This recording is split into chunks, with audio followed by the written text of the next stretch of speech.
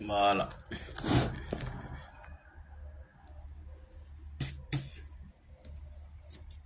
Bonjour, chers tous. Voilà. Nous sommes à notre troisième apparition sur l'appel du président Gbagbo. Je n'en fais pas trop, mais je sais pourquoi je vais insister sur cette affaire-là. Moi, je vous ai dit que je ne fais rien au hasard. C'est au pied du mur on voit le vrai maçon. Parce que moi, je veux la clarification. Je veux vraiment la clarification. Il faut que tout soit clair entre nous.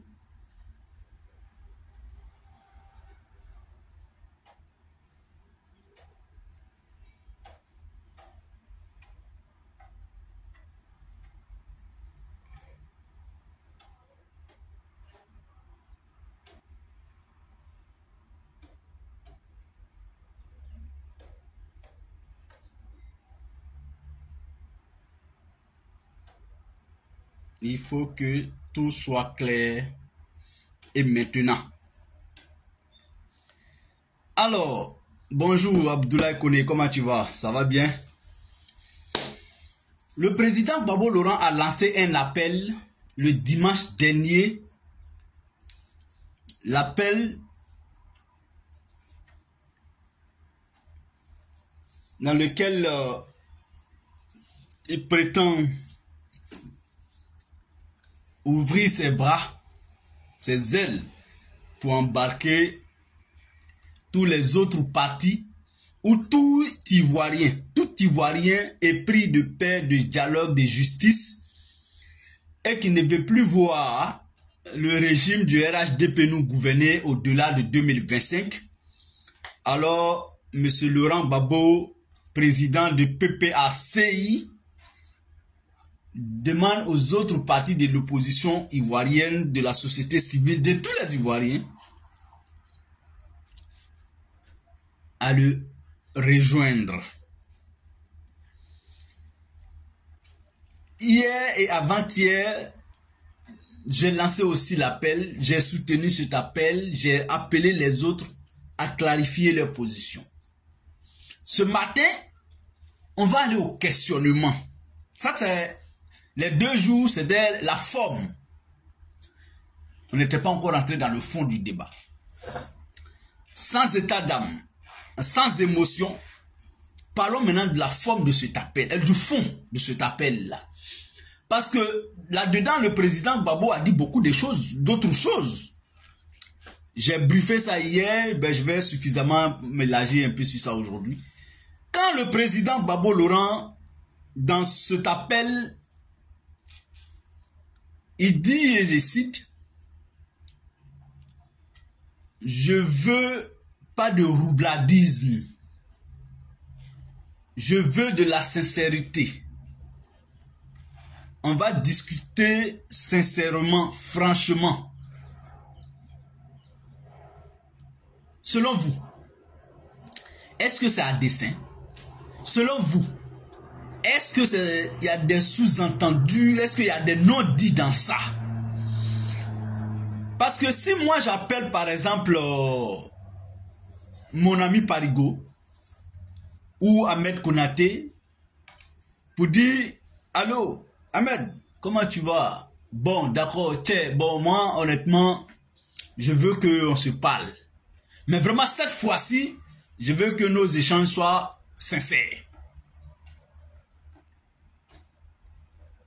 J'analyse simplement, hein, je parle d'un principe de vie. Est-ce que selon vous,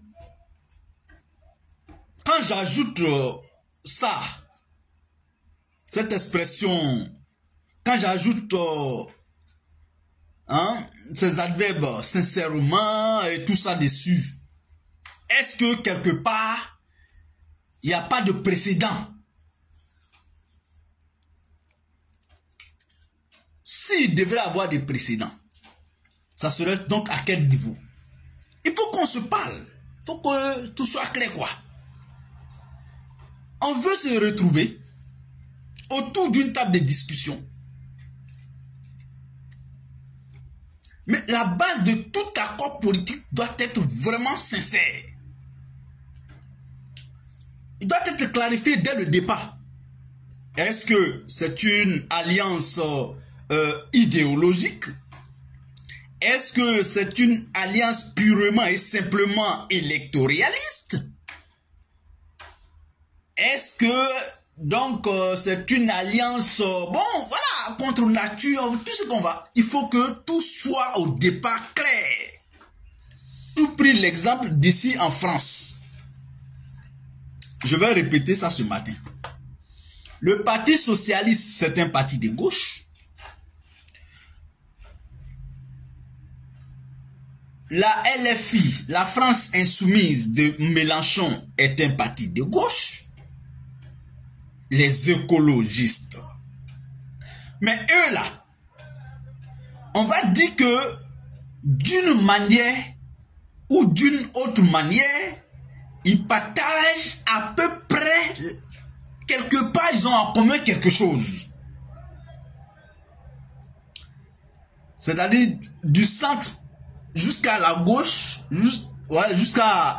jusqu'à l'extrême gauche, ils ont un brin de rapport qui les lie.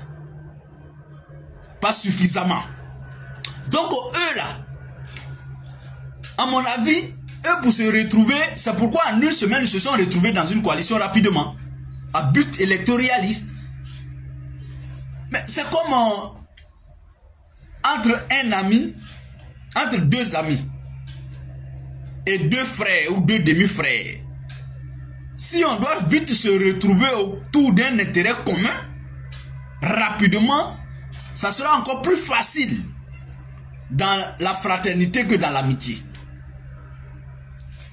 Nul n'ignore qu'on est amis. L'ami n'est pas forcément celui qui est de la même famille que toi. Mais dès lors que tu partages le même lien de sang avec quelqu'un, il y a des choses déjà naturellement que vous partagez. C'est ça aussi en politique. Mais quand le président Gbagbo insiste sur ce fait-là, parce que moi, je me suis assis et dit, bon, en 2020, il y a eu une alliance très forte de l'opposition ivoirienne. Et je prends toujours ça comme référence. Sous la roulette, sous la présidence du président Feu Henri Konan Bédié. Et dans cette alliance qu'on appelait CDRP,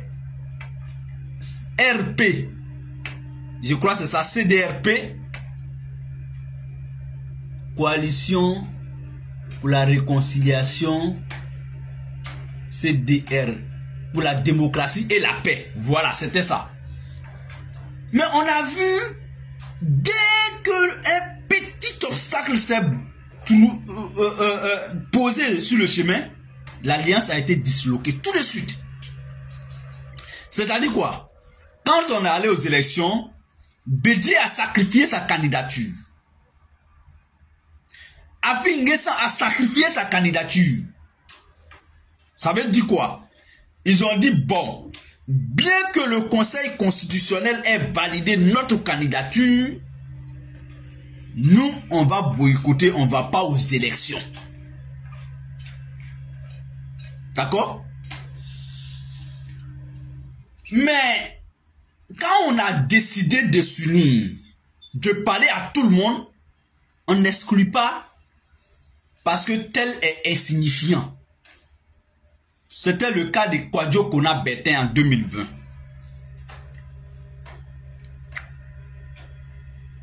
Moi, je sais